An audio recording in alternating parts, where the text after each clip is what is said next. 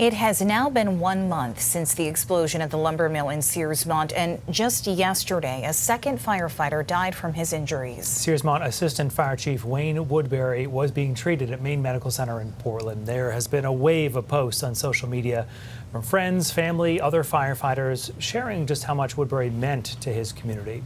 Fire departments from Portland, Rockland, and Wells among those sharing their condolences with Woodbury's family and fellow firefighters.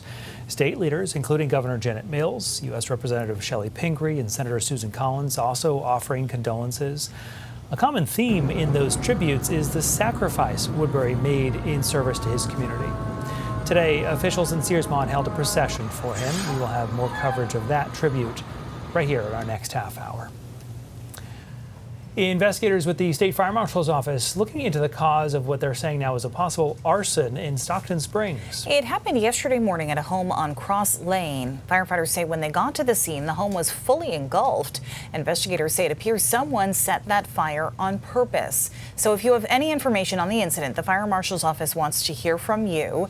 That phone number is at the bottom of your screen, 624-7076.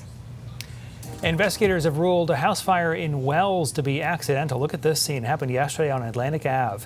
Investigators say that fire was caused by a grill's recently changed propane tank.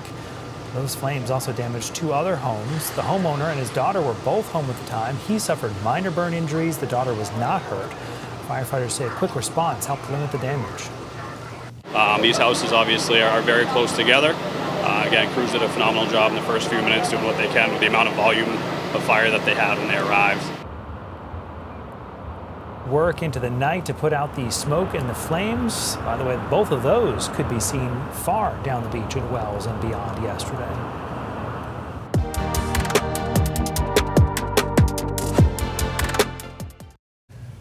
President Donald Trump is meeting with world leaders after he says Iran and the U.S. have now reached a peace deal. Today, the president said he expects the Strait of Hormuz to be completely open by Friday. Mr. Trump is in France this week for the Group of 7 summit. Ahead of the event, he met with France's president. Trump says he will now focus on ending the war between Ukraine and Russia. We had a very good conversation yesterday with President Zelensky and President Putin. And I see maybe we can do something there. I really do. I think they're both open to it. So now that this is finished, we're going to be focusing on that, see if we can get that one done. The Iran war will be the center of discussions at the G7 summit. Leaders will likely also have tough conversations about the global economy and the Ebola crisis in Africa. Now, with the strait expected to be back open, oil prices are already responding. They're falling. Gas prices expected to follow suit. According to AAA, the average price per gallon here in Maine stands at $4.15. That is about 10 cents higher than the national average. However, that is down 11 cents since last week. In the United Kingdom, kids under the age of 16 could be kicked off social media starting next year. UK Prime Minister Keir Starmer made the announcement today. He says the proposed ban is an effort to protect kids' mental and physical safety. And it's fair to say that this decision has been resisted.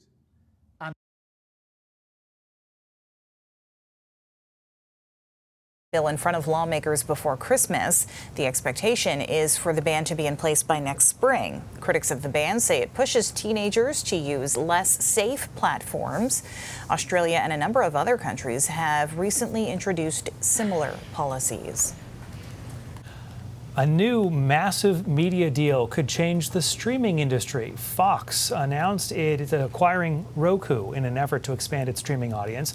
That deal valued at $22 billion. Roku, which was one of the first players in the streaming space, is an example of what's called free advertising-supported streaming television, or FAST. It offers content at no cost, and it makes money through those commercials. Fox expects to connect its sports, news, and entertainment content, as well as Tubi, which is another major player in the FAST space.